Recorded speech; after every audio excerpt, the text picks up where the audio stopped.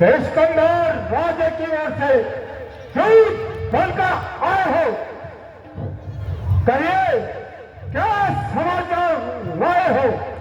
जी हाँ, मैं ही किष्किंधा राज्य की ओर से दूत बनकर आया हूँ।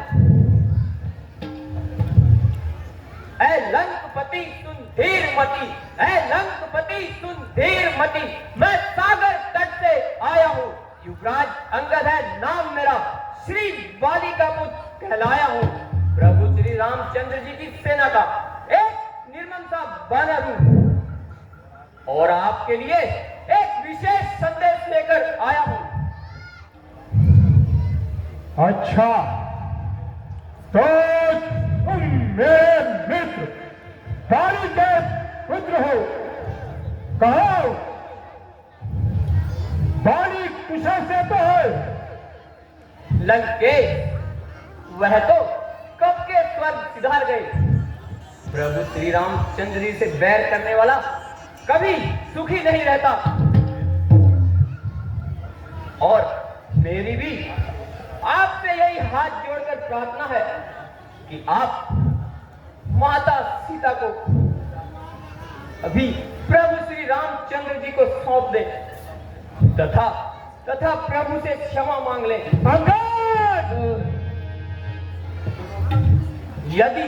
यदि दोनों ओर संधि होगी, सैनिक बलिदान नहीं होंगे, सब ओर शांति का राज रहेगा, झगड़े नुकसान नहीं होंगे, जो रणचंडी चेतुदी पृथ्वी सोनितमय होगी, जय और प्रजा फिर होगी।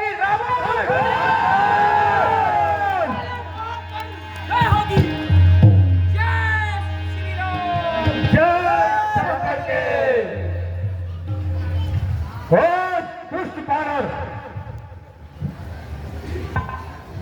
इसलिए आप माता सीता को प्रभु श्री रामचंद्र जी को सौंप दें। वह तो बहुत दयालु है तथा मैं भी आपको क्षमा कराने की प्रभु से प्रार्थना करूंगा। बस बस, आप भी जुबान को बंद करो। अरे नालायक, तो जैसे कबूल इस संसार में जन्म लेना ही धिक्कार है।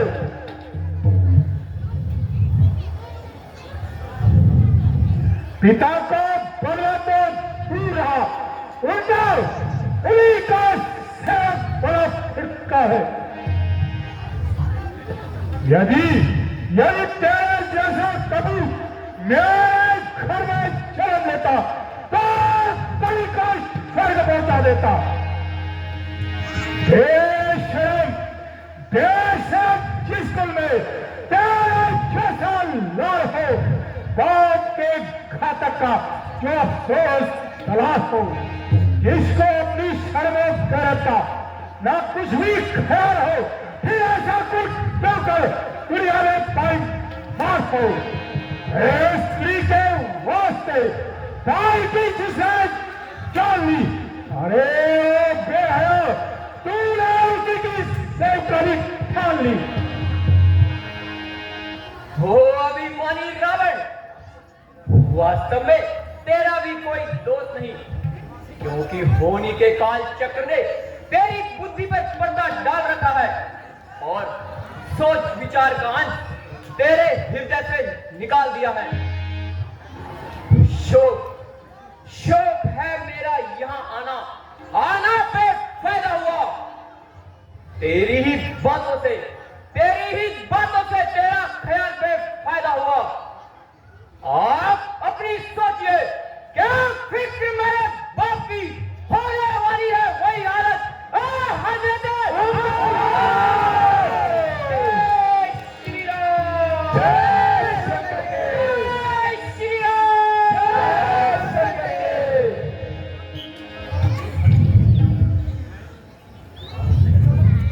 नहीं सकती थी तुझमें तो मेरे पास चला आता, तेरे बाप का बना में उसी क्षण चुका रहता।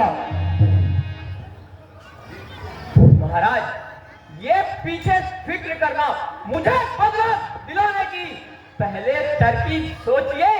महाराज, अपनी जान बचाने जवान पर रोको जाहिल, ये तेरी क्या हिम्मत है मेरे से युद्ध करने की? क्या उनकी ताकत है? न कर इतना घमंड रावण, जहां एक रोज फानी है, तेरे से आरा वो गुजरे न बाकी कुछ निशानी है। अरे हट, दूर हो जा। क्या मुफ्त में कान खाए हैं? तेरे जैसे बच्चे तो लाखों मरे पड़ाए हैं। पढ़ाए होंगे कभी शायद, पढ़ाए होंगे कभी शायद, जब थे आप आपे में, किंतु अब तो अकल मारी गई, आकर इस बुढ़ापे में। जय श्री राम। जवान रोको जाहिल, क्या लड़ाई है? किसी से अकल तुझको कुछ अकल ही सिखाई है? अक्ल होती तो फिर क्या था, अक्ल होती तो फिर क्या था, अक्ल का ही तो रोना है, बदौलत इस अक्ल के खाक लंका को। जय श्री राम।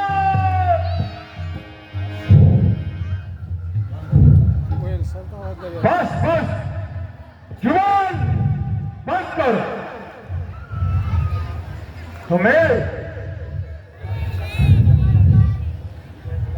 तुम्हें ऐसी बातें करते हैं शर्म नहीं आती? जो तूल बंदबाशी का गुण पाया है। अफसोस, मेरा कहना भी व्यर्थ गया।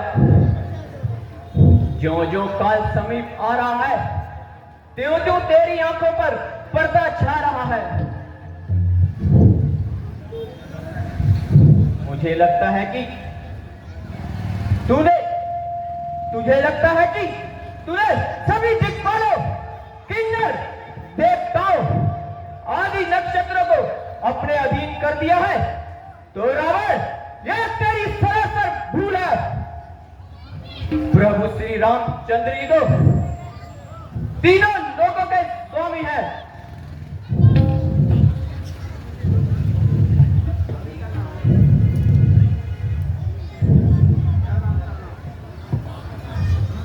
त्याग कर बैर भाव, उज्जवल अपना दर्पण कर, रघुनाथ से करके संधि, सीता जी को उनके अर्पण कर।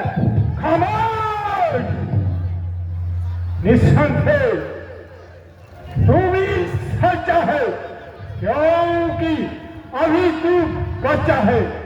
तेरी समझ में राम से बढ़कर कोई नहीं, लेकिन सारा संसार तुझ जैसा कबूल नहीं।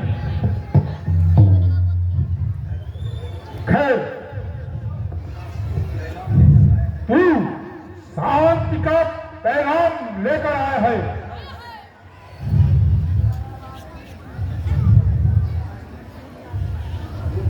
सुन,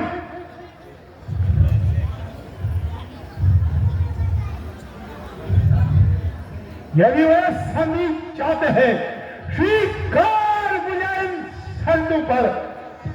पहले भेजे विभीषण को, फिर मेरे चरणों पर, फिर तोड़े श्वेत समुद्र का, तुझे दे नजर सलामी में, फिर बाण हाथ हनुमान के, भेजे मेरी गुलामी में। दांतों में तिनका दबाए शरणागत तलवारों का, फिर राम लक्ष्मण आकर मुझसे भिक्षा मांगे प्राण का।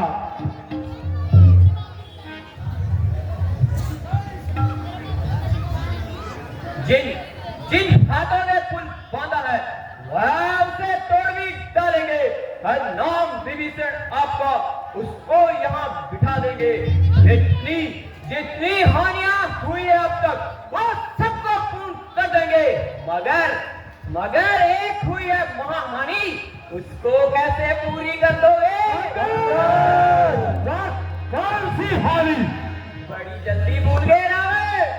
जब जब महलों में जाओगे तब तब नजरों में आएगी शूर्पणखा की कटी नाक। फिर कैसे?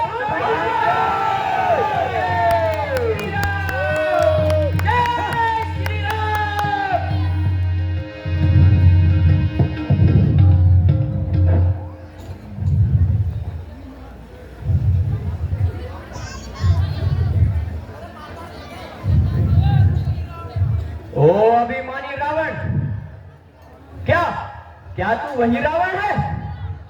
सीमान कभी पाताल गए, बलि राजन को जीतन को, तब छोटे छोटे बच्चों ने मेटा था योद्धापन को, और घुड़साला में बांधा था और अच्छी तरह सताया था। तब डराई थी पिता बलि को, जाकर तुम्हें छुड़ाया। सहस्त्र बाहुल शमशान की कर दी थी, कुछ याद